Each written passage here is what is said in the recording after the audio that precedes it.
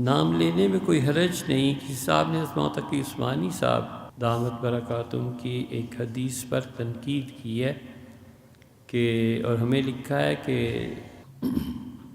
یہ حدیث حضرت نے بیان کی ہے، اس پہ تنقید کیوں نہیں کرتے جبکہ صحیح احادیث کو تم کہتے ہو کہ غلط۔ ایسی نہیں ہے بھائی، ایسی بات نہیں۔ ہم صرف ایک بات یہ جانتے ہیں کہ حضور اقدس صلی اللہ علیہ وسلم پہ جھوٹ مت بولو، بس۔ آپ جھوٹ بولیں گے، وہ بات لوگ اس کو لے لیں گے، اس سے مسائل ثابت کریں گے۔ پھر اگلی نسل جو ہے نا، یہ ہر بات کو عقل پہ پرکھتی ہے، ہم سے آ کے کہتے ہیں جی عقل میں نہیں آتا، یہ حدیث میں کیسے آ گیا، یہ حدیث میں۔ ہم کہتے ہیں حدیث ہی نہیں یار۔ ایک بے بنیاد بات کو کیوں حدیث کہتے ہو؟ کیوں کس سے گھڑتے ہو؟ اس لیے کہ لوگوں میں کشش طلب پیدا ہو، لوگ آئیں۔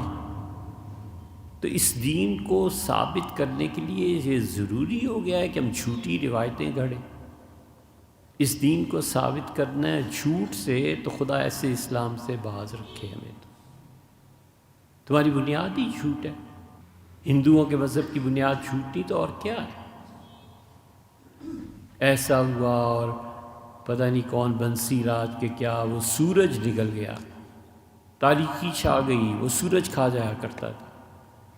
کوئی ایک جھوٹ وہاں بھی ہے، یہاں بھی، عیسائیت میں بھی۔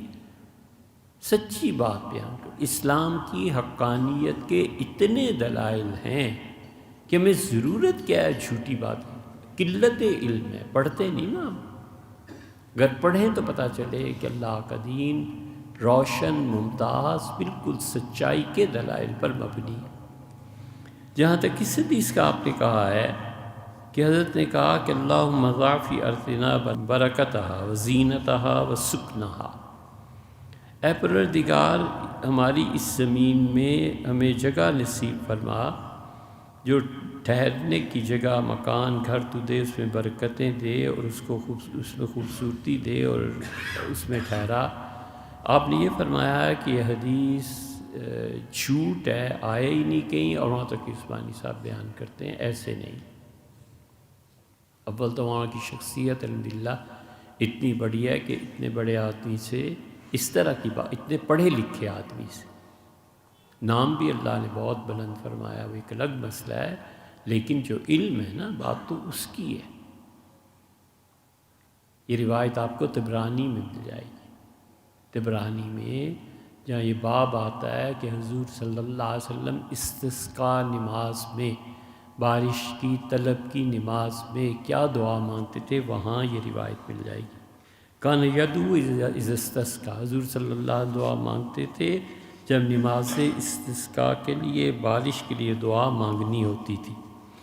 اس کے بعد کا جو دوسرا ٹکڑا ہے وہ آپ کو معجم الزوائد میں مل جائے گا، جو آخر پہ حضرت نے فرمایا کہ حضور صلی اللہ علیہ وسلم کو نسبت کر کے کہ ولا تفتنی فیما حرمتنی، اور اللہ جو چیزیں تو نے حرام نہیں کی ہیں اس کے بارے میں اے اللہ مجھے آزمائش میں مبتلا نہ فرما ان چیزوں کے متعلق جو تو نے حرام کی ہیں، کہ کسی حرام چیز کی طلب، اس کا حسن، اس کی لذت، ان چیزوں میں پھنس جاؤں۔ یہ بھی آیا۔ انہوں نے دو احادیث کو، دو حدیثوں کی دعاؤں کو ایک جگہ جمع فرما دیا ہے۔ ایسی بات نہیں۔ اگر ایسی بات ہوتی ہم ضرور کہتے کہ حضور صلی اللہ علیہ وسلم کی کوئی ایسی روایت نہیں۔ اس قسم کے لوگوں پہ فتوے سے پہلے خود بھی تحقیق کر لینی چاہیے کہ اللہ کے یہاں جواب کیا دینے۔